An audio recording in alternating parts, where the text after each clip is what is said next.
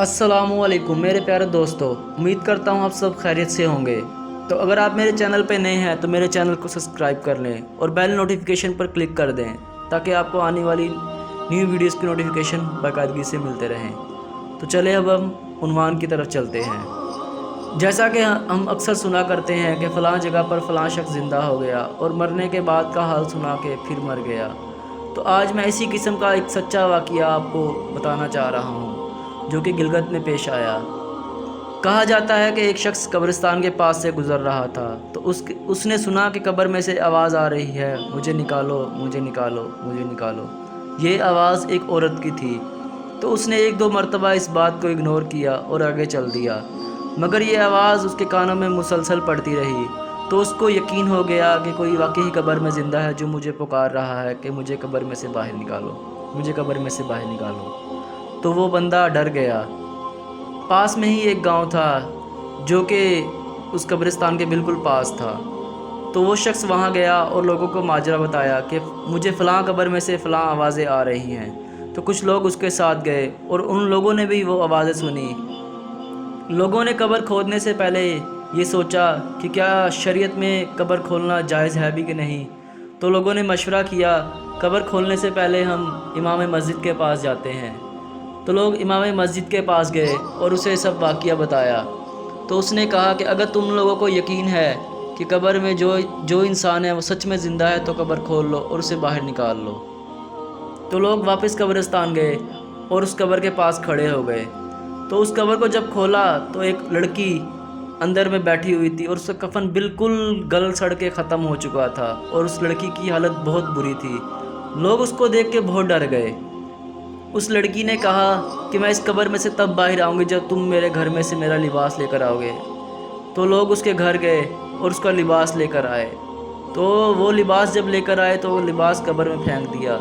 उस लड़की ने अपना लिबास पहना और बिजली की तरह अपने घर की तरफ भागी और घर जाकर अपने दरवाजे को कुंडी लगा ली अपने कमरे को। तो लोग भी उसके पीछे गए और लोगों ने उसके दरवाजे के बाहर खड़े होकर दस्तक दी कि दरवाज़ा खोलो, हमने अंदर आना है।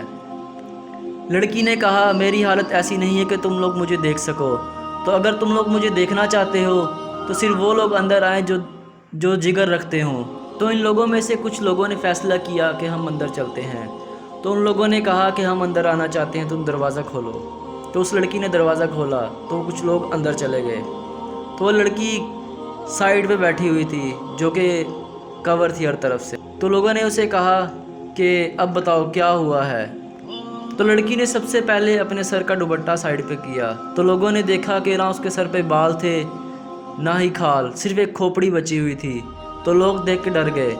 तो लोगों ने उससे कहा कि तेरे सर के बाल और खाल किधर है।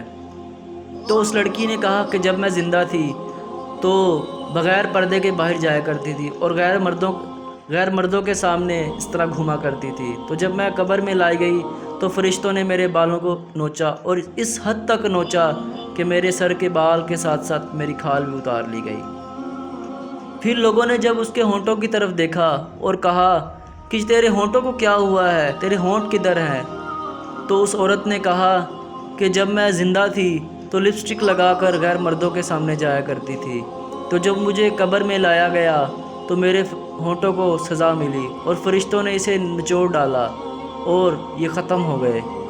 जब उस औरत ने अपने हाथों की उंगलियां और अपने पाँव की उंगलियां दिखाई तो लोगों ने देखा कि उसके हाथ की उंगलियों पर और पाँव की उंगलियों पर नाखून नहीं थे और बल्कि उसमें से खून निकल रहा था। तो लोगों ने इसका माजरा पूछा कि ये क्या हुआ है, तुम्हारे नाखून किधर हैं। तो उस औरत ने कहा, जब मैं ज़िंदा थी तो हाथों की उंगलियों पर नेल पॉलिश लगाया करती थी और गैर मर्दों के सामने जाया करती थी।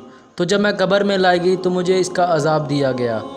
तो मेरे हाथों की उंगलियों में से मेरे नाखून को निचोड़ डाला और इसी तरह मेरे पाँव की उंगलियों में से मेरे नाखूनों को भी निचोड़ डाला।